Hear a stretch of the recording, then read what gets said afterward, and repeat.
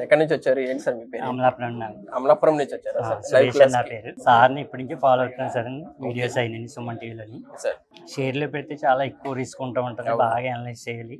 ETF గురించి first time sir దగ్గర విన్నానండి. ఇక్కడే నేర్చుకున్నారు సార్? సార్ దగ్గరే తెలిసిందండి ఓకే. ఈటీఎఫ్ అనేది. ఓకే. ఇక్కడ సపోజ్ మైనస్ అయినా సరే మనం యాడ్ చేసుకుంటే ఎప్పటికైనా ప్లస్ అవుతుందని గ్యారెంటీ ఉంటుంది. ఓకే. స్టాక్స్ అనేది రిస్క్ ఎక్కువ ఉంటుంది. అవును సార్. ఫస్ట్ టైం ఆయన దగ్గర నేర్చుకున్నాం. ఇప్పుడు ఆన్లైన్లో చూసినప్పటికి ఇప్పటికి లైవ్ క్లాస్ ఎలా అనిపించింది? చాలా బాగుంది సార్.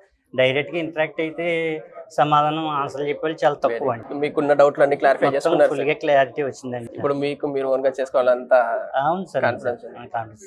Okay sir. ఇప్పుడు 5000 వర్తబుల్ అంటారా సార్ క్లాస్? దీనికి వాల్యూ కట్టలేను సార్ అలాగా.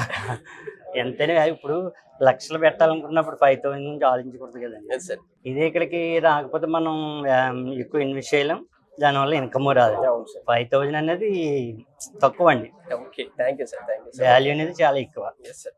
ఈటీఎఫ్స్ అంటే ఏంటి, ఇండెక్స్ ఫండ్స్ అంటే ఏంటి, అండ్ ఈటీఎఫ్స్ కి ఇండెక్స్ ఫండ్స్ మధ్య తేడా ఏంటి, అండ్ మ్యూచువల్ ఫండ్స్ అంటే ఈ మూడింటికి మధ్య ఉన్న తేడా ఏంటి, అంటే స్టాక్స్ లో ఇన్వెస్ట్మెంట్ చేస్తే వచ్చే లాభ నష్టాలు ఏంటి, ETFs, index funds and mutual fund లో వస్తే బెనిఫిట్స్ ఏంటి, అంటే మీరు long term core portfolio maintain చేయాలంటే ఎయిట్లో పెడితే మీకు బెస్ట్ అనే దాని మీద అన్నిటికీ సంబంధించిన డౌట్స్ కి మీకు ఆన్సర్ దొరుకుతుందండి. ఈ క్లాస్ రూమ్ సెమినార్ లో పార్టిసిపేట్ చేయండి. మీకు సంబంధించిన any doubts ETFs, invest funds and mutual funds గురించి అంటే క్లారిఫికేషన్ చేసుకోండి.